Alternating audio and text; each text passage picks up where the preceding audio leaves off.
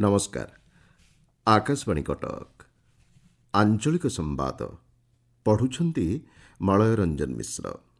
मुख्य संवाद राज्यपाल अभिभाषण आरंभ गला विधानसभा बजेट अधिवेशन। ओडिशा को 2036 मसीहा सुधा 500 बिलियन डॉलर अर्थनीति में परिणत कर लक्ष्य रखा जाइछि कहिले राज्यपाल। परलोकगत सदस्यों स्मृति उद्देश्य शोक प्रस्ताव आगत पर गृह को आज मुलतवी घोषणा कले बाचस्पति। समाज में रेडियोर अतुलनीय भूमिका को स्मरण कर आज पालन करा जाउछि विश्व रेडियो दिवस एवं भुवनेश्वर आसंता कालीठार आयोजित हेब राज्यस्तरीय मत्स्य प्राणी समावेश। सप्तदश विधानसभार तृतीय तथा बजेट अधिवेशन आज आरंभ होइछि। राज्यपाल डॉक्टर हरिबाबू कंभमपाटी अधिवेशन आरंभ में अभिभाषण प्रदान करी कहिसेंति 2024 मसीहा ओडिशा पई एक ऐतिहासिक वर्ष थिला। राज्यवासी सामग्रिक विकास एवं सबु वर्गर लोकों सशक्तिकरण दिगरे सरकारक प्रतिबद्धता उपर राज्यपाल आलोकपात करथिले। विभिन्न क्षेत्र में सरकार पक्षर नियाଯାଇଥିବା कार्यक्रमगुड़िक संपर्क में उल्लेख करी राज्यपाल कहिथिले 2036 मसीहा सुधा 500 बिलियन डॉलर अर्थनीति सह समृद्ध ओडिशा गठन पर लक्ष्य रखा जाइछि। आसंता 5 वर्ष मध्य 1.5 लाख पदवी पूरण कराजिबो। सेथिमध्यरु प्रथम 2 वर्ष मध्य 65,000 पदवी पूरण कराजिबो बोली राज्यपाल कहिसंति। कला भाषा साहित्य संस्कृति एवं परंपरार सुरक्षा उन्नति पई सरकार सर्वोच्च प्राथमिकता प्रदान करुछंती बोली से कहिसंति। चलित आर्थिक वर्ष 400 रु अधिक स्टार्टअप को आर्थिक एवं अन्यान्य सहायता प्रदान करा जाइछि। आसंता 2 वर्ष मध्य बयन शिल्प क्षेत्र में 50,000 नियुक्ति एवं 5 वर्ष मध्य आईटी एवं आईईटीईएस क्षेत्र में 50,000 नियुक्ति सुजोग सृष्टि पई सरकार पदक्षेप नेउछंती बोली से कहिसंति। ओडिया अस्मिता क्षेत्र में 200 कोटी टंकार कर्पस पांठि गठन करा जाइछि। बालीजात्रा एवं धनुजात्रा को विश्व ऐतिह्य पर्व भाव सरकार पक्षर घोषणा करा जाइछि। राज्यपाल कहिसंति प्रधानमंत्री ई बस सेवा योजना अधीन रे राज्यर विभिन्न सहर में 400 ई बस चलाचल पई पदक्षेप निया जाइछि। ग्रामांचल भित्तिभूमि को दृष्टि रखी चलित आर्थिक वर्ष में 1439 किलोमीटर रास्ता निर्माण सरिछि। आड़ीबंध योजना 209 चेक डैमर निर्माण कार्य जारी रहिछि। नारी सशक्तिकरण दिगरे सरकार विभिन्न योजना प्रणयन करिथिबा नै राज्यपाल सूचना देवा सह सुभद्रा योजनार सफलता उपर उल्लेख करिसेंति। अनुसूचित जनजाति कल्याण पई केंद्रीय योजना धरती आबा जनजाति ग्राम्य उन्नत अभियान को राज्य में कार्यकारी करा जाइछि। 27 जिल्लार 7,667 आदिवासी अध्युषित ग्राम में भित्तिभूमि स्वास्थ्य सेवा शिक्षा एवं जीविका वृद्धि उपर एही अभियान अधीन रे गुरुत्व प्रदान करा जाउछि बोली राज्यपाल कहिसंति। राज्यपाल अभिभाषण पर गृहर नेता तथा मुख्यमंत्री मोहन चरण माझी पूर्वतन प्रधानमंत्री स्वर्गत मनमोहन सिंह एवं परलोकगत विधानसभार पूर्वतन सदस्य विजय कुमार महांती एवं सदन नायकों उद्देश्य शोक प्रस्ताव आगत करथिले। एही प्रस्ताव को विरोधी दल नेता नवीन पट्टनायक, कांग्रेस विधायक दल नेता रामचंद्र काडाम, सीपीआईएम विधायक दल नेता लक्ष्मण मुंडा प्रमुख समर्थन जणाई श्रद्धांजलि अर्पण करथिले। एहा परे गृह रे 1 मिनिट नीरव प्रार्थना करा जायथिला। एहा परे गृह को आज बाचस्पति मुलतवी घोषणा करथिले। सरकार आगामी दिन में देश में रही विभिन्न जातीय पेंशन योजना को गोटे योजना अधीन को आने को योजना करुछंती। ए संक्रांत एक प्रश्नर उत्तर दे राज्यसभा श्रम और नियोजन मंत्री डॉक्टर मनसुख मांडव्य कहिसंति देश में विभिन्न पेंशन योजना विशेषकर अणसंगठित क्षेत्रर लोकों रही। सेथिमध्ये अटल पेंशन योजना, प्रधानमंत्री श्रमिक मंथन एवं प्रधानमंत्री श्रमयोगी मंथन आदि योजना अंतर्भुक्त।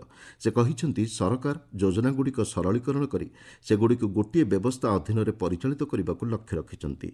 निःशुल्क खाद्यशस्य बंटन योजना 80 कोटी हिताधिकारी एवं उपकृत होउछंती बोली मंत्री श्री मांडव्य गृह रे सूचना दैछंती। आपण माने संवाद सुनुछंती आकाशवाणी। समाजर विकास में रेडियोर अतुलनीय भूमिका को स्मरण करने प्रतिवर्ष आज दिन को विश्व रेडियो दिवस भाव पालन करा जाउछि। चलित वर्षर वार्ता रही रेडियो एवं जलवायु परिवर्तन। विश्वर सर्वपुरातन संचार माध्यम भाव आज रेडियो तार लोकप्रियता को बजाय रखिछि। लोकों मध्य रेडियो उपयोगितार प्रचार प्रसार वृद्धि आज दिन मूल उद्देश्य। सूचना और प्रसारण क्षेत्र में रेडियो अत्यंत विश्वसनीय ढंग से कार्य कर आसुछि। मिथ्या सूचना गुजब ठारू बहु दूर ଅବସ୍ଥାନରେ ରହି ରେଡିଓ ତାର ଦାୟିତ୍ୱକୁ ସୁଚାରୁ ରୂପେ ସମ୍ପାଦନ କରିପାରୁଛି। ଗୋଷ୍ଠୀ ରେଡିଓ, ଗ୍ରାମୀଣ ରେଡିଓ ଆଦି ମାଧ୍ୟମରେ ରେଡିଓ ସମାବେଶୀ ହେବା ସହ ବିକାଶ ପ୍ରକ୍ରିୟାରେ ବହୁମୂଲ୍ୟ ଯୋଗଦାନ ଦେଇ ଆସୁଛି।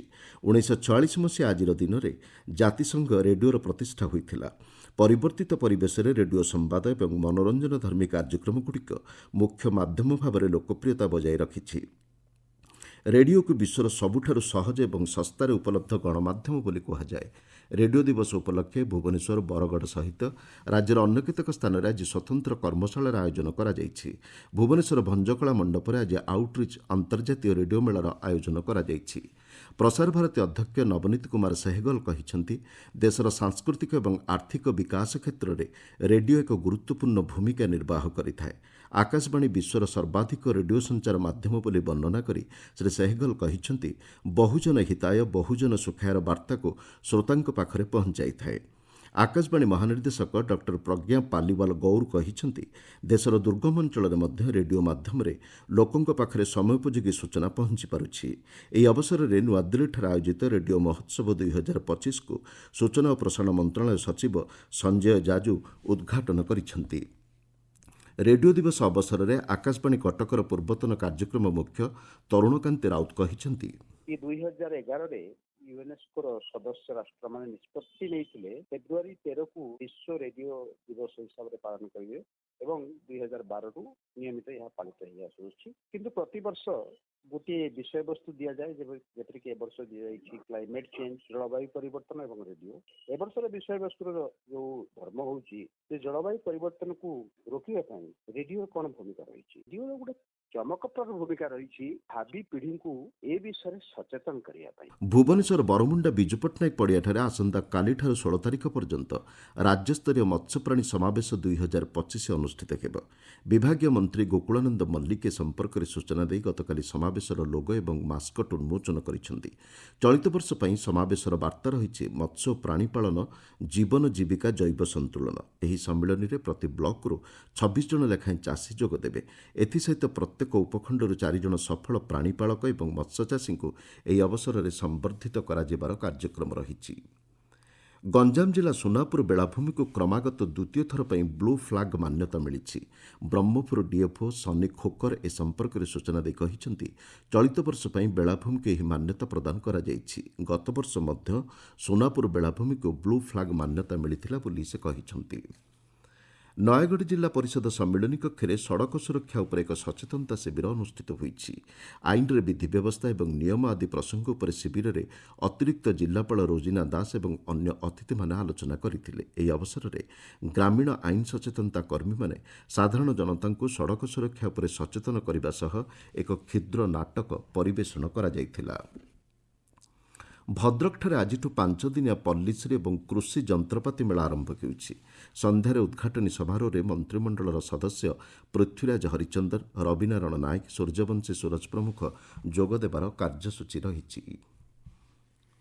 କୋରାପୁଟ ଜିଲ୍ଲା ପୂଜାରୀପୁଟ ଗ୍ରାମରେ ଜୈବ ଉର୍ବରକ ମଡେଲର ତାଲିମ ଏବଂ ପ୍ରଦର୍ଶନ କାର୍ଯ୍ୟକ୍ରମ ଅନୁଷ୍ଠିତ ହୋଇଯାଇଛି। ରାଜ୍ୟ ସରକାରଙ୍କ କୃଷି ଓ କୃଷକ ସଶକ୍ତିକରଣ ବିଭାଗ ଦ୍ୱାରା ପ୍ରଦତ୍ତ CRRIର ବରିଷ୍ଠ ବୈଜ୍ଞାନିକ କାର୍ଯ୍ୟକ୍ରମରେ ଯୋଗଦେଇ କ୍ଷତିକାରକ ରାସାୟନିକ ସାର ପରିବର୍ତ୍ତେ ଜୈବିକ ସାର ବ୍ୟବହାର ଉପରେ ଆଲୋଚନା କରିଥିଲେ। ପାଣିପାଗ ରାଜ୍ୟରେ ତାପମାତ୍ରା ବୃଦ୍ଧି ପାଇବା ସହ ଶୀତର ପ୍ରଭାବ ହ୍ରାସ ପାଇଛି। ଭୁବନେଶ୍ୱର ଆଞ୍ଚଳିକ ପାଣିପାଗ ବିଜ୍ଞାନ କେନ୍ଦ୍ର ସୂଚନା ଅନୁଯାୟୀ ଗତକାଲି 9ଟି ସହରର ଦିନର ସର୍ବୋଚ୍ଚ ତାପମାତ୍ରା 35 ଡିଗ୍ରୀରୁ ଅଧିକ ରେକର୍ଡ କରାଯାଇଥିଲା। ଝାରସୁଗୁଡ଼ାଠାରେ ସର୍ବାଧିକ ତାପମାତ୍ରା 37 ଡିଗ୍ରୀ ସେଲ୍ସିୟସ୍ ରେକର୍ଡ ହୋଇଥିଲା। ତେବେ ଆସନ୍ତା 2 ଦିନ ମଧ୍ୟରେ ତାପମାତ୍ରା 2ରୁ 3 ଡିଗ୍ରୀ ହ୍ରାସ ପାଇବାର ସମ୍ଭାବନା ରହିଛି। ମୁଖ୍ୟ ସମ୍ବାଦଗୁଡ଼ିକ ପୁଣି ଥରେ। ରାଜ୍ୟପାଳଙ୍କ ଅଭିଭାଷଣରୁ ଆରମ୍ଭ ହେଲା ବିଧାନସଭାର ବଜେଟ୍ ଅଧିବେଶନ।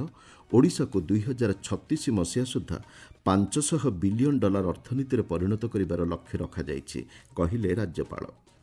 ପରଲୋକଗତ ସଦସ୍ୟଙ୍କ ସ୍ମୃତି ଉଦ୍ଦେଶ୍ୟରେ ଶୋକ ପ୍ରସ୍ତାବ ଆଗତ ପରେ ଗୃହକୁ ଆଜି ପାଇଁ ମୁଲତବୀ ଘୋଷଣା କଲେ ବାଚସ୍ପତି। ସମାଜରେ ରେଡିଓର ଅତୁଳନୀୟ ଭୂମିକା ସ୍ମରଣ କରି ଆଜି ପାଳନ କରାଯାଉଛି ବିଶ୍ୱ ରେଡିଓ ଦିବସ ଏବଂ ଭୁବନେଶ୍ୱରରେ ଆସନ୍ତାକାଲିଠାରୁ ଆୟୋଜିତ ହେବ ରାଜ୍ୟସ୍ତରୀୟ ମତ୍ସ୍ୟପ୍ରାଣୀ ସମାବେଶ। ଆଞ୍ଚଳିକ ସମ୍ବାଦ ବର୍ତ୍ତମାନ ପାଇଁ ଏତିକିରେ ଶେଷ ହେଲା। ଆମର ପରବର୍ତ୍ତୀ ଆଞ୍ଚଳିକ ସମ୍ବାଦ ଶୁଣିପାରିବେ ସନ୍ଧ୍ୟା 6:45